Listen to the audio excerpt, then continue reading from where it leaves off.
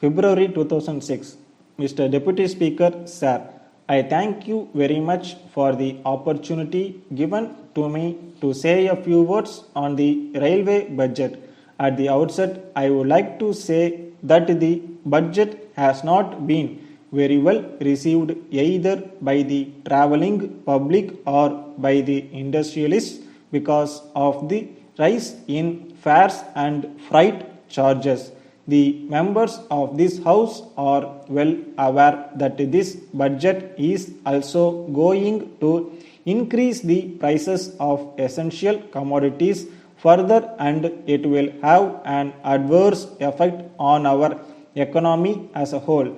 In my opinion, the people of this country are not going to get any relief. I would like to point out that coal is an essential commodity in thermal plants. I can say from my personal knowledge that the thermal plant in my state was closed down for some months for want of coal on account of lack of wagons.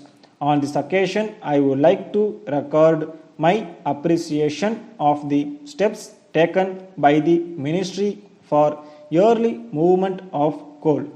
The Honorable Minister has announced that surveys for 50 new lines and 20 gauge conversions will be taken up during the current year.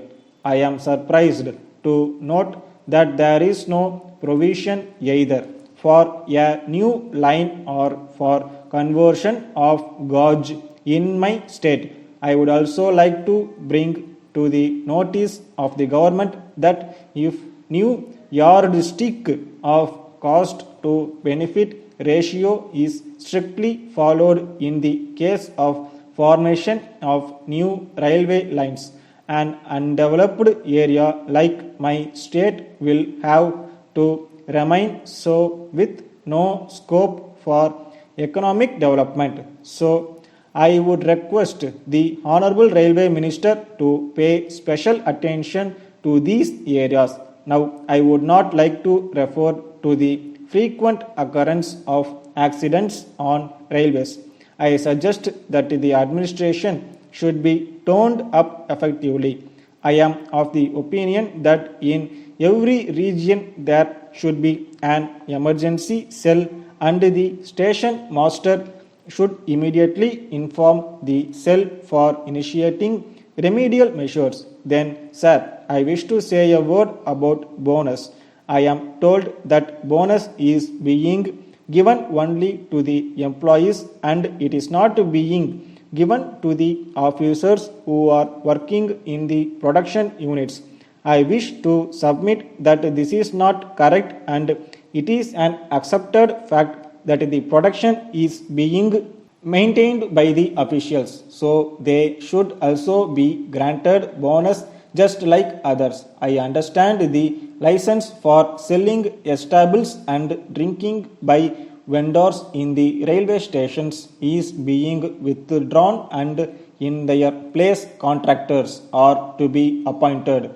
There are about 20,000 pure vendors who are engaged in this small business and this is their only source of livelihood. It may not be out of place for me to mention here that if they are replaced by the contractors, the rich people may take over this business and these poor people will be thrown out of their job. So I would request that the present arrangement may be continued. It is necessary to mention here that the quality of the food stuff supplied in the long distance trains should be improved. My suggestion is that for every 2 or 3 years, the contractor may be changed if quality of food is not maintained properly. I request the Honorable Minister to look into this problem and do the needful. With these words, I support the railway budget on the whole and I congratulate the Honorable Railway Minister on some of the announcements that he has made. Thank you. Letter from Vasan and Company Limited, Gandhi Road, Coimbatore to Messrs. Bharat and Sons Limited, Rajaji Salai, Chennai. Dear sirs, we are in receipt of your valuable order dated the 2nd January for the supply of 50 monoblock water motors and happy to accept the same. We would like to inform you that we had some labor problem last week. Hence, we are not in a position to send the goods in time. Now we have settled the issue amicably. We would like to assure you that the above consignment will be dispatched to you before the end of this month. With reference to your inquiry about the latest price list and catalog of our new products, we are glad to enclose the same for your kind information. We would also like to inform you that 10% special discount is allowed on all purchases of our new products if the payment is made in advance. We would be glad to send you any other information that you may require. On this occasion, I wish to bring to your notice that the government have recently raised the rate of tax on water pumps, and hence we have been compelled to raise the prices. We hope and trust that the revised prices will be acceptable to you and you will not mind this small increase. We hope that we will continue to have good business relations with you. Yours faithfully.